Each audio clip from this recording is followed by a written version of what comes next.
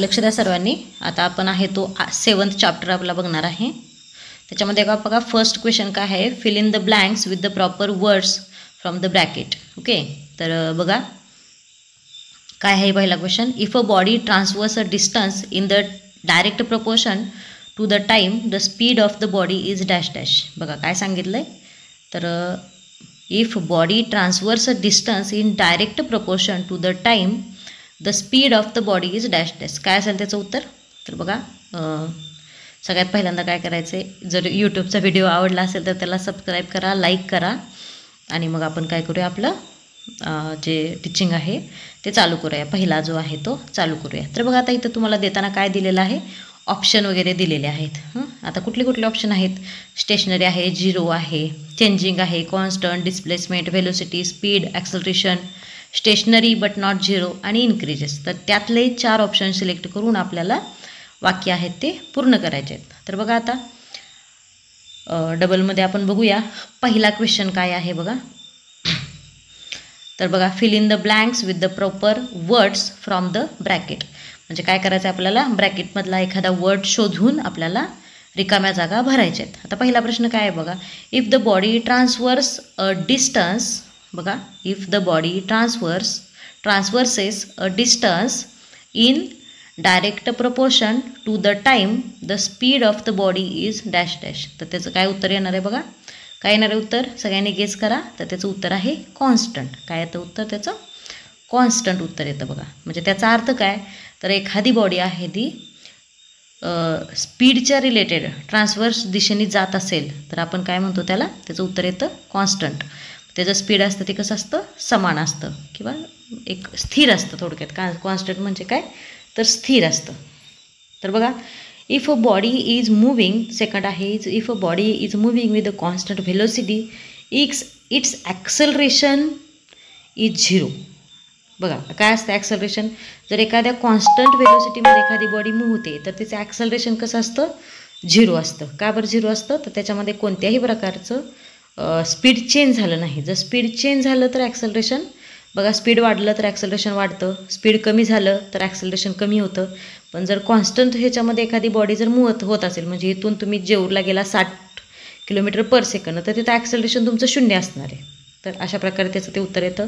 त्याच्यानंतर आहे dash dash is a scalar quantity. आता कोणती आहे स्केलर क्वांटिटी, तर बघा स्केलर आणि व्हेक्टर ह्याच्यामध्ये काय फरक आहे. स्केलर म्हणजे ओन्ली मॅग्नेट्यूड, व्हेक्टर असेल तर मॅग्नेट्यूड ॲज वेल ॲज डिरेक्शन. तर त्याचं उत्तर आहे स्पीड. काय येतं उत्तर त्याचं, स्पीड. त्याच्यानंतर आहे, तर बघा तिथं लिहिलं आहे स्पीड आहे ते. त्याच्यानंतर आहे बघा चौथा क्वेश्चन काय आहे, dash dash is the distance transversed a body in a particular direction in unit time. तर बघा काय आहे, dash dash is the distance transferred by a body in a particular direction in unit time. तर त्याच्यामध्ये काय येतं त्याचं उत्तर बघा, कशा टाईपमध्ये, पर्टिक्युलर टाईपमध्ये किंवा पर्टिक्युलर टाईममध्ये ठराविक डिस्टन्स जाणं म्हणजे काय, थोडक्यात ते व्हेलोसिटी आहे. v is equal to displacement भागिले टाईम, हे त्याचं उत्तर येतं. तर इथं जे झाले 4 ऑप्शन, त्या 4 ऑप्शनचे आन्सर आहेत. त्याच्यानंतर बघा आपल्याला पुढचा प्रश्न बघायचा आहे. काय आहे क्वेश्चन, बघा observe the figure and answer the following. काय बघायचं आपल्याला, ती जी फिगर आहे ती बघायची आणि त्याची उत्तरं द्यायच्यात. आता बघा काय आहे फिगर, तर तुम्हाला बघा त्रिकोण एक दिलेला आहे A to B.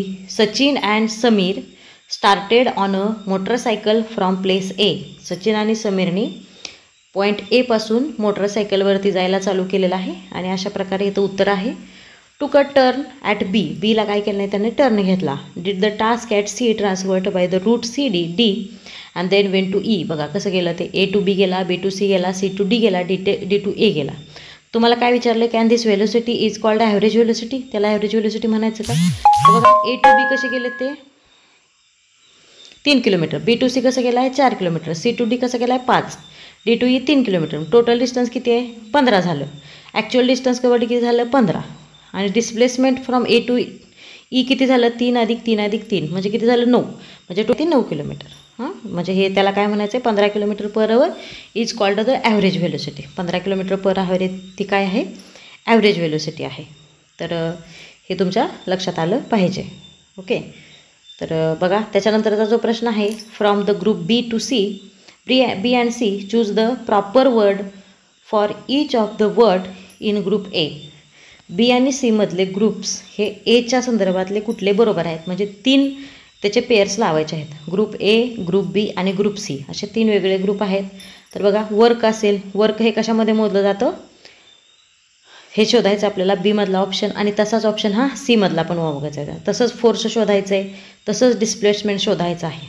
तर आता बघा ह्याची उत्तरं काय येऊ शकतात, तुम्ही गेस करा प्रत्येकाने काय उत्तर येऊ शकतं. हे तुम्हाला MKS सिस्टीम आणि CGS सिस्टीममध्ये बघा, वर्क जूल आणि अर्ग, फोर्स न्यूटन आणि डाईन, डिस्प्लेसमेंट मीटर आणि centimetre.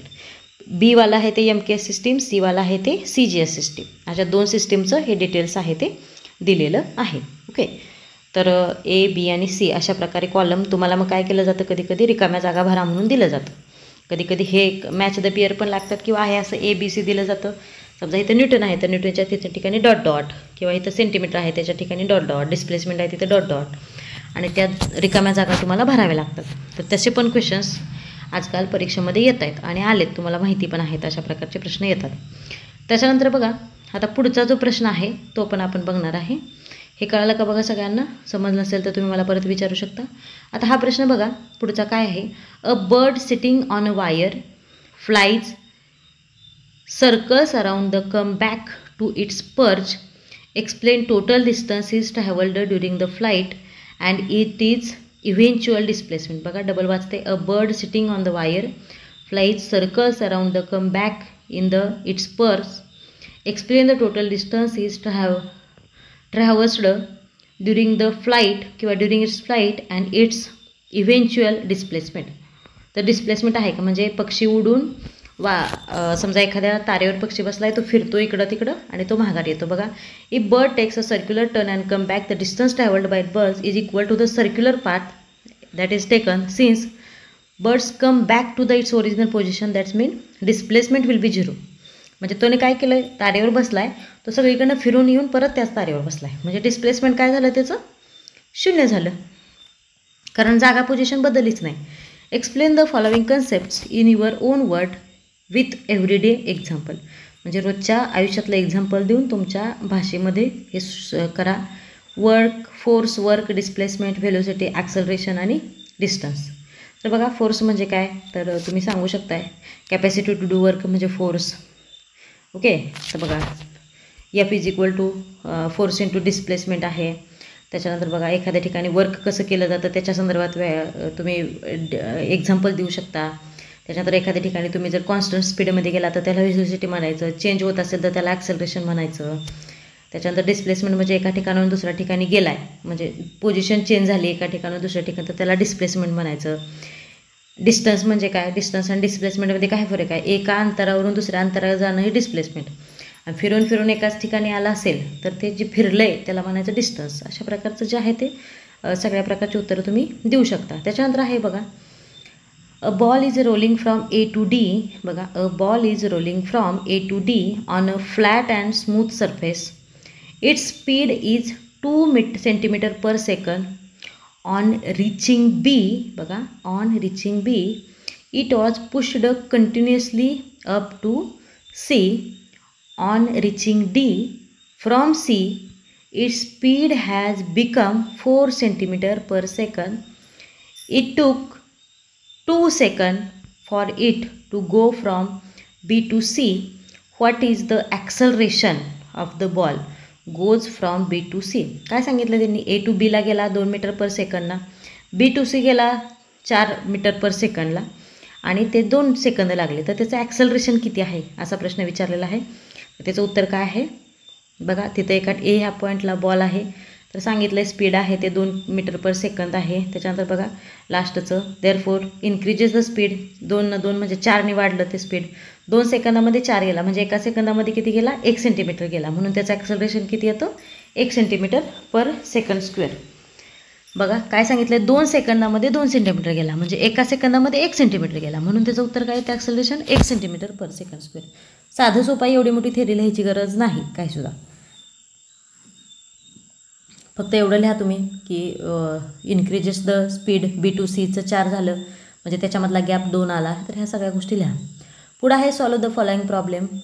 A force is 1000 newton was applied to the top a car that moving with the constant velocity. बघा, a force of 1000 newton was applied on the top a car that was moving with the constant velocity. A car stopped after moving through 10 metre. How much the work done. किती झालं work done. बघा, 1000 Newton एवढं work जे force आहे ते apply केलं आणि कारने काय केलं, 10 मीटरवरती जाऊन थांबली. तर काय येणार त्याचं उत्तर. यस काय आहे, -10 मीटर आहे. डिस्प्लेसमेंट पाठीमागं जाऊन थांबले असं सांगितलं आहे त्यांनी. आफ्टर 10 मीटर म्हणजे 10 मीटरला जाऊन थांबली म्हणजे तिथं मायनस घ्यायचं. तिथं W=F × S. F हे 1000 आहे. S म्हणजे किती आहे, 10 आहे. म्हणून त्यांचा गुणाकार किती येतो, 1000 × 10 किती आलं, 10,000. म्हणजे वर्क डन किती झालं, -10,000 जूल. आता शब्द हा वजा का आला, तर ते काय असतात, direction of force and displacement. म्हणजे एका बाजूने फोर्स अप्लाय केलं तर दुसऱ्या बाजूने डिस्प्लेसमेंट, हे एकमेकांच्या अपोजिट असतात म्हणून तिथं मायनस चिन्ह आलं. पुढचा प्रश्न आहे, a cart with the mass 20 kg went 50 centimetre in a straight line on the plane and smooth road when the force of 2 newton was applied to it. How much work was done by force. बघा, एक गाडी आहे, 20 kg मास आहे, 50 metre straight लाईनमध्ये गेलेला आहे आणि त्याचं फोर्स आहे ते 2 न्यूटन आहे. तर वर्क डन किती आहे असं सांगितलं आहे. कसं असेल बघा त्याचं उत्तर, गेस करा सगळ्यांनी. इथे सुद्धा W=F × S. डिस्प्लेसमेंट आहे 50 न्यूटन आहे. W दिलेला आहे 2 न्यूटन आहे. तर 20 kgचं काय घ्यायचं नाही, त्याचं काय घ्यायची गरज नाही. 2 न्यूटन गुणिले 50 मीटर. बघा, कधी कधी आपल्याला कन्फ्यूज करण्यासाठी 20 kg हे दिलेलं आहे, 20चा कुठेही वापर करायचा नाही. मग 2 न्यूटन गुणिले 50 काय झालं, 100 जूल. पण ते कसं असतं, एकमेकाच्या अपोजिट असतात म्हणून ते कसं आलं, work done by the force W=-100 joule. म्हणजे वर्क डन किती झालं, W=FD. जिथं कुठं वर्क डन विचारतील तिथं ऑलवेज एकच फॉर्म्युला वापरायचा, W=FS. तर हा फॉर्म्युला आहे तो प्रत्येकाने वापरायचा. इथं हा आपला जो धडा आहे तो संपला आहे. नेक्स्ट लेक्चरला आपण हा स्टॅटिक इलेक्ट्रिसिटी हा धडा बघूया. व्हिडिओ आवडला असेल तर लाईक करा, शेअर करा, सबस्क्राईब करा. Okay, thank you.